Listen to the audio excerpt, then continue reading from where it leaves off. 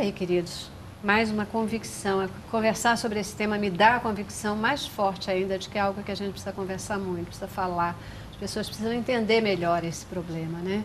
Quer dizer, loucura, a gente está falando aqui que é uma questão, claro que a gente não está tirando a dimensão psíquica mesmo, da doença em si, mas muitas vezes ela é estigmatizada, né? Você saiu de um padrão social estabelecido, é considerado louco e nem sempre é assim.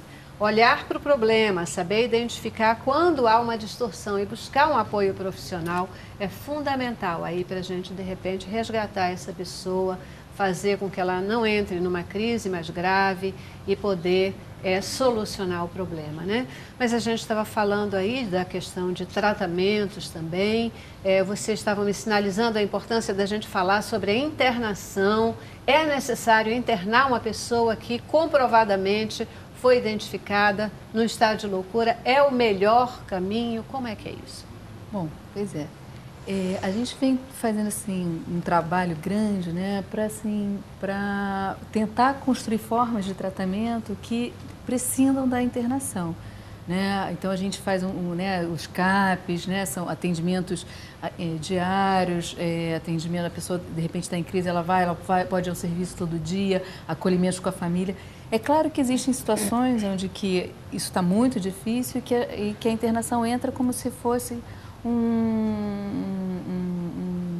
tempo de recolhimento, mas ela precisa ser, ela não pode ser um fato isolado do restante do tratamento, né? Ela tem que ser, a gente entende que, assim, que é um recurso, mas um último recurso quando os outros recursos não foram possíveis e sempre de uma forma transitória, onde que essa internação esteja ligada ao restante do tratamento, né? Para que a gente envolva a família, que ela não vire, porque muitas das vezes a família vê também assim, às vezes ameaça, vou te internar, vira como uma forma de punição. Uhum. E a internação não pode ser assim. A gente entende que existem, assim, é possível tratar sem internar? Sim, é possível. Você pode fazer o uso de medicamentos, né, o suporte psicológico, trabalho de ressocialização, inserção social, né? A gente tem programas de residência terapêutica para a pessoa que não consegue conviver com a família, então ela pode estar num trabalho de uma residência assistida ou perder os laços com a família, enfim, tudo isso é possível, né?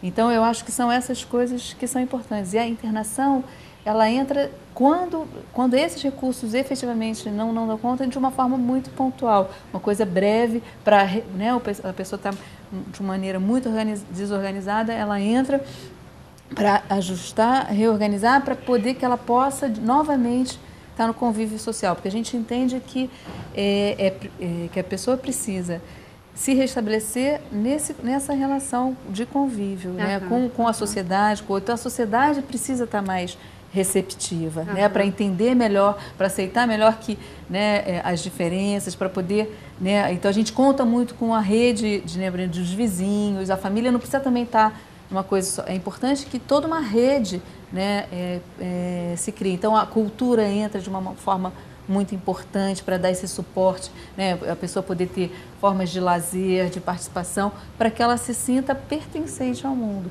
E aí, com isso, ela se sinta amparada para conseguir seguir em frente, né? E não a internação vir como uma forma... Esquece, né? Esquece, ela vai punir, você não está bem, vou te internar, vou te internar, vou te isolar. Dá muito trabalho. Exatamente, né? Então, é um pouco essas coisas que a gente precisa estar sempre atento, né? Porque é fácil... a gente lançar a mão desse recurso, assim, vou lá, não estou aguentando, não quero saber e... Muitas vezes, né, é melhor descartar, né? Exatamente. O descarte não cura. Exatamente, não cura, não tem como. O que cura, a possibilidade da pessoa é poder refazer esse caminho de novo, né? Então, fazendo com que cada um, né, por exemplo, reestruturar a família. Não adianta só querer tratar a pessoa se a família está adoecida também. A família precisa de acolhimento, de suporte, de escuta, né, para poder criar novas relações com essa pessoa que está em sofrimento, porque a família também sofre. Tem uma né? psicóloga que ela sempre participa aqui conosco, é muito querida, ela é psicóloga de família e ela sempre acaba trazendo um dado de que quando determinadas situações acontecem no seio da família, a família inteira está doente. Sim, e precisa ser tratada, não é uma coisa isolada. Então, é muito difícil, é muito raro o caso onde você pega só aquele indivíduo isolado para tratamento, mas a família inteira precisa de um olhar maior e precisa estar inserida nesse contexto para responder até aquela pessoa que sofreu a sobrecarga e ali dentro do seio familiar. E de alguma forma também isso aponta para nós como um todo, né? Assim, né? Como nós, enquanto sociedade.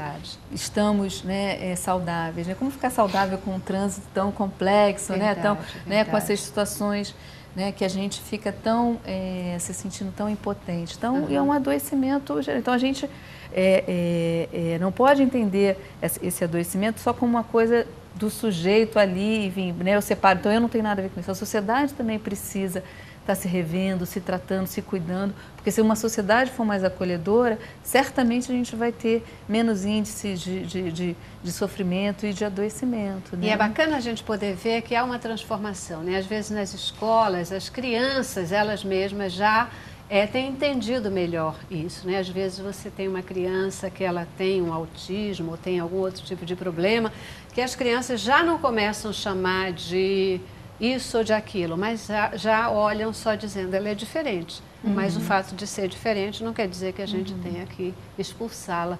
E as crianças estão sendo muito receptivas. E aí nas escolas é importante a gente tratar essa questão. A Veiga de Almeida vai fazer um evento agora com foco nisso. Você já falou o que é esse evento, o que vocês querem conseguir com isso, além de estar chamando a atenção da sociedade. Não só com os alunos do curso de graduação em psicologia, mas toda a sociedade, né? A questão da saúde mental, a desinstitucionalização da loucura, né? Tirar esse estigma e mostrar que esse sujeito, né, que ele está um pouco diferente, né, dos tidos conceituados como normais, né? Eles são sujeitos, eles têm desejos, né? E nós temos a exposição de quadros, né, onde eles vendem suas produções, né? Nós temos um stand que eles vendem suas produções, eles fazem com pintura, eles fazem blocos de papel reciclado, né, a agenda, e eles vendem nesse evento, né? Fazem camisetas, né? Tem um paciente que ele faz pinturas lindíssimas, que até foi o motivo, né, do nossa 10ª luta, né? Ele cedeu o desenho dele, né, para que a gente pudesse divulgar melhor o nosso 10ª luta antimanicomial da Universidade Veiga de Almeida.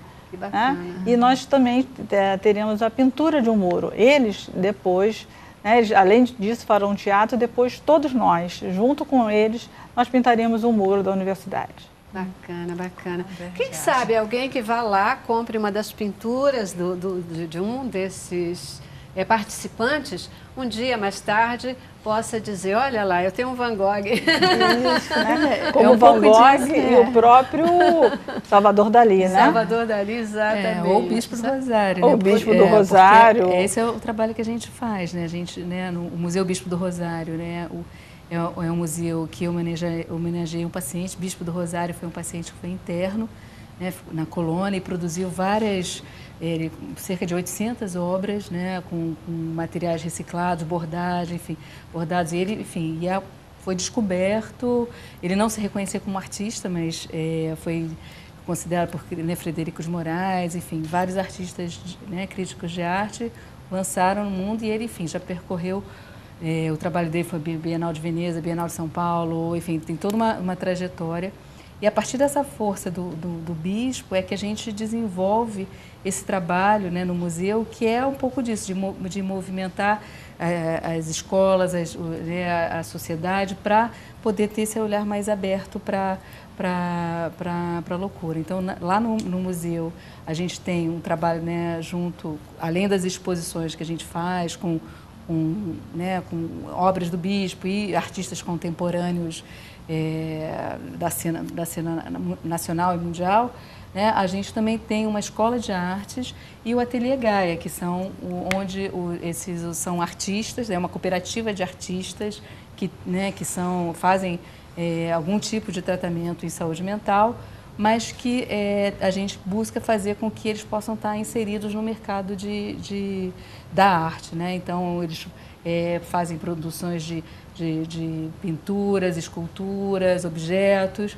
e a ideia é que a gente promove essa integração junto com artistas que já estão no mercado, né, da arte, né? E essa interação é riquíssima, e junto com a comunidade, porque essa coisa que você tinha falado das escolas, a gente faz um trabalho, né, com as escolas, né, as crianças frequentam a nossa escola de artes e junto com os usuários, e aí eles já vão crescendo com um outro olhar, não crescem mais com esse olhar de preconceito, né? Já vão, né, fazem junto aula de dança, né, junto com o usuário, e ninguém sabe quem é usuário, quem não é usuário de saúde mental, todo mundo junto, e isso é incrível. A gente acha que isso realmente é produzir reinserção social. Com né? certeza. Eu creio que esse caminho pelas escolas é um caminho, especialmente com as crianças, é um caminho completamente acertado, né? Porque é a maior possibilidade de mudança mesmo, de mudança comportamental. Claro que os adultos podem mudar também, mas às vezes já tem conceitos mais arraigados, né? Mudar pelas crianças é criar uma nova geração, criar um novo mundo. Eu acho que é muito por aí. Parabéns pelo trabalho de vocês, parabéns para a Veiga de Almeida pelo trabalho que vem realizando e por movimentar essa questão e esse conceito, né? É por isso mesmo que a gente está aqui. Eu já vou para o nosso último intervalo, acabou o nosso programa, praticamente. Mas eu vou para o intervalo e volto para a despedida de vocês, tá bom? Vamos lá. Cabeça pra cima.